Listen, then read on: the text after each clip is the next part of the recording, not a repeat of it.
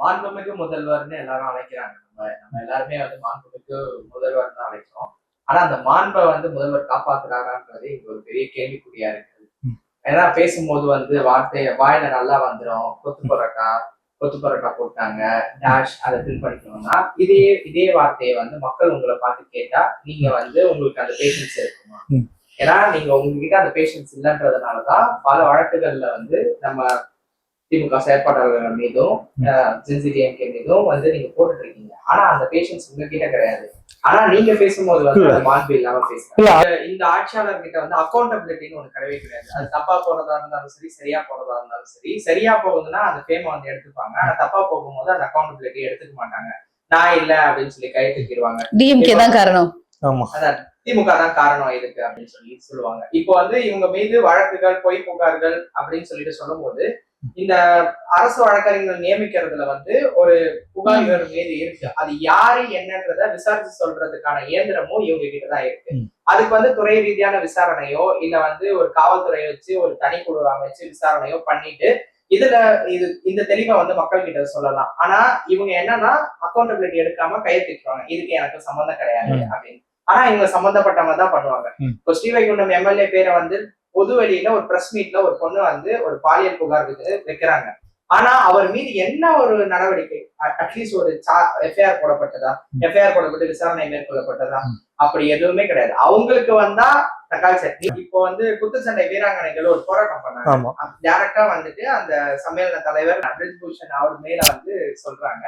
ஆனா நடவடிக்கை வந்து யார் புகார் சொன்னாங்களோ அதுல அதே இங்க இருக்கிற குட்டி மோடி என்ன பண்றாருன்னா அவர் அதே பேட்டர்னை வந்து அவர் வந்து பெரிய விஜய், மேல இருக்கிறவர் பெரிய விஜய், அவர் பெரிய பகவதி, இவர் சின்ன பகவதி, அவர் பெரிய விஜய், பிரதமர் வந்து பெரிய விஜய், இவர் வந்து இங்க குட்டி மோடி.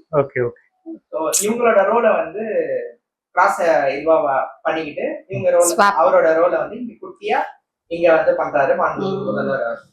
இத வந்து ஒரு நடவடிக்கை வந்து அந்த பொண்ணு மேலதான் எடுத்துருக்காங்க. அந்த பொண்ணுக்கு இப்போ வரைக்குமே வந்துட்டு பல்வேறு விதமான மிரட்டல்களும் இதுவும் வந்தானம் தான் இருக்குது. அது ஊடகம் வந்து அதை கவர் பண்ணணும். அவங்களுக்கான நீதியை பெற்று தரது வந்து ஊடகத்தோட அதை கண்டிப்பா பண்ணணும். ஆக்சுவலா டீலிமிட்டேஷனை பொறுத்த வரைக்கும் இங்க திமுக தலைவர் ஸ்டாலின் அவர்கள் ஒரு ஹைலைட்டான ஒரு கலங்கரை விளக்கம் போல இந்தியாவுக்கே வந்து வழிகாட்டியாங்க டீலிமிட்டேஷன். இதனால என்னென்ன ஆபத்துகள் வருது அப்படின்னு சொல்லிட்டு நம்ம அதை பத்தி நிறைய விவாதிச்சிருக்கோம். அதை பத்தி நிறைய பேர் மக்களுக்குமே தெரியும். இப்ப எனக்கு செவி வழியா வந்துச்சு, எனக்கு மாண்புமிகு முதல்வருக்கு செவி வழியா வந்துச்சுன்னு சொல்றது யார் சொல்லியிருப்பாங்க நீங்க நினைக்கிறீங்க? ஏன்னா நீங்க பொதுமக்கள் யாரையும் உங்களை பார்க்க இல்ல. உங்களோட கேம்ப் ஆபீஸ்ல வந்து நடிகர் நடிகைகளை தினந்தோறும் அவங்கள யாராச்சும் சொன்னாங்களா அப்படின்ற ஒரு கேள்வி எழுது. சரி, அவங்க அப்படி சொன்னாலுமே நீங்க எப்படி அதை எதிர்ப்பீங்க? என்ன மாதிரியான சட்ட போராட்டம் எடுப்பீங்க?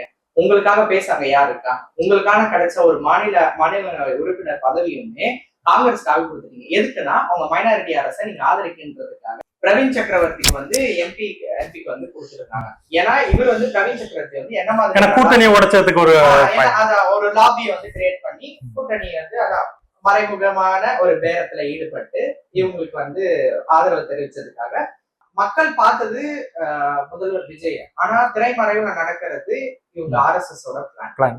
எல்லாமே இவங்க RSS-ஓட பிளான் இருக்கு. ஆனா அந்த முகத்திரை விரைவில் கிழியும். ஏன்னா மக்களுக்கு இப்பதான் கொஞ்சம் கொஞ்சமா புரிய ஆரம்பிச்சிருக்கு இவங்க என்ன பண்றாங்க, இவங்களோட நிர்வாகத்திறன் என்னன்றது.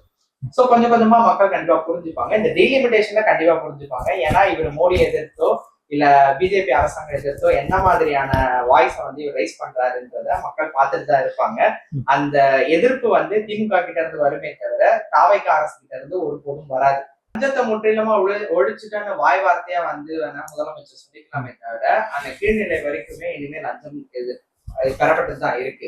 இவங்களுக்கு வந்து கேட்டகரைஸ் பண்ணிப்பாங்க. லஞ்சம் எப்படின்னா நம்ம வீல் சேர் தள்ளுறவங்களோ அவங்க 50-100 வாங்கினாங்கன்னா அவங்க பெரிய கொடுங்குற்றம். ஆனா இவங்க கிட்ட கோயிலுக்குள்ள போறதுக்கு 2000 ரூபாய் வாங்கினா அது வந்து ஒரு தட்சணையா இவங்க வந்து மன்னிப்பு கடிதம் மட்டும் கேட்பாங்க. ஆனா அவர் மீது மக்களிடம் எதிர்ப்பு தெரிவிச்சதுக்கு அப்புறம் துறை ரீதியான நடவடிக்கை எடுக்கிறோம்னு சொல்லிட்டு 19 ரூபாய் சொல்லுவாங்க. ஆனா அந்த இஷ்யூ வந்து அங்கேயே முடிஞ்சிடும். இவங்க லஞ்சத்தை எப்படி பண்றாங்கன்றது எப்படி பாக்குறாங்கன்றது ஒரு விஷயம் இருக்கு. இதே முதலமைச்சர் விஜய் அவர்கள் ஜனநாயகம் படம் வரும்போது அரசு நிர்ணயித்த விலையை தவிர 1 ரூபாய் கூட வந்து என் ரசிகர்கள் யாரும் வாங்கக்கூடாதுன்னு ஓப்பனா சொல்லுவாரா?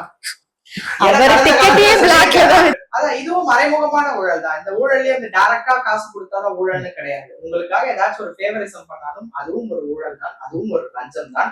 அத இவர் பண்ணிட்டு தான் இருக்காரு. மக்களுக்கு தெரியாம இல்ல, இது பண்ணிருக்காரு. ஜனநாயகன் படம் வரும்போது தெரியும் எந்தெந்த தியேட்டர் ஓனர்கள் 200 ரூபாய் டிக்கெட்டை 2000 ரூபாய் விற்கிறாங்க. கண்டிப்பா அனுப்புவாரு. ஆனா அவர் சார்ந்த எம்எல்ஏ தியேட்டருக்கே அனுப்புவாருன்றதுதான் இங்க கேள்விக்குறி. இல்ல இப்போ எந்த விதமான வேலைகள்னு இருக்கு. இப்போ நம்மளுக்கு ஒரு வேலைகள் நடக்கணும் அப்படின்னா நம்ம ஒரு லஞ்சமா கொடுக்குறோமா இல்ல வந்து நம்மளுக்கு பரிசா கொடுக்குறோமான்றது ஒரு டிஃபரன்ஷியேட் இருக்கு. இப்ப எனக்கு வேலை நடக்கணும், உங்களுக்காக நான் அன்பா கொடுக்குறேன்றது வந்து அது லஞ்சம் கிடையாது. இப்போ ஒரு துப்புரவு தொழிலாளரே வராங்க, இவங்க வந்து இலை எடுக்க விட்டாங்க இவங்களோட எம்எல்ஏவோட இதுல. அப்ப அவங்களுக்கு ஒரு காசு கொடுக்குறீங்கன்னா அவங்க சம்பளத்தை மீறி நீங்க ஒரு காசு கொடுக்குறீங்க, அப்ப அது லஞ்சத்துல சேருமா? ஏன்னா மக்கள் வந்து கடைநிலையில இருக்கிற மக்கள் அவங்களுக்கான ஒரு தேவைகளை பூர்த்தி செய்யறதுக்காக ஒருத்தவங்களுக்கு அன்பளிப்பா கொடுக்கறது வந்து இவங்க லஞ்சமா போர்ட்ரே பண்றாங்க. ஆனா இவங்க பண்ற மறைச்சிடுறாங்க. இதுதான் இவங்க லஞ்சம் சொல்றது வந்து கடைநிலையில இருக்கிற மக்கள் கொடுக்கிற அந்த 50-100 தான் லஞ்சமா போர்ட்ரே பண்றாங்க தவிர இவங்க பண்ற பெரிய பெரிய லாபிஸ்க்கு அதெல்லாம் வந்துட்டு இவங்க மறைச்சிடுறாங்க.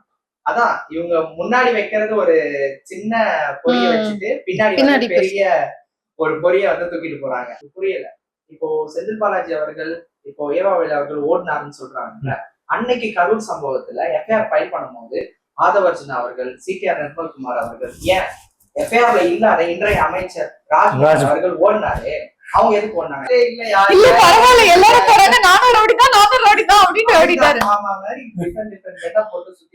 அப்போ இப்போ வந்துட்டு ஓடுனதுனால அவங்க மேல தப்பு இருக்கிறதுனால ஓடினாங்க அப்படின்னு சொல்லி சொல்றாங்க. நீங்க 11 நாள் கழிச்சு 12 நாள் கழிச்சு தான் ஒரு வீடியோவே போட்டீங்க. உங்க மேல என்ன இப்போ 285 நாட்கள் உங்களுக்கு வந்து சோகமும் இதுவும் வந்து உங்களை இருந்ததுன்னா அப்புறம் எதுக்கு வந்து ஆடியோ லான்ச்ல அந்த பாட்டுக்கு டான்ஸ் பண்ணுங்க?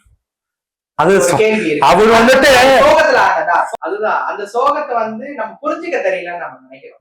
ஏன்னா அவரு இதையுமே தமிழ் மக்கள் நார்மலைஸ் பண்ணிடுவாங்க. இது வந்துட்டு ஒரு பெரிய விஷயமாவே எடுத்துக்க அவர் வந்தாரு ஃபீல் பண்ணாரு அப்படின்னு சொல்லிட்டு ஈஸியா விட்டுருவாங்க. நார்மலைஸ் பண்ணிட்டு மறுபடியும் மக்கள் என்ன பண்றாங்கன்னா, மக்கள் வந்துட்டு பண்றாங்கல்ல, இவர் மக்களை முட்டாளாக்குறாங்க. மக்களும் ஆமா அவர் செய்யறது கரெக்ட் தான்ற அந்த கவர்ச்சி மோகத்திலேயே சுத்திட்டு இருக்காங்க.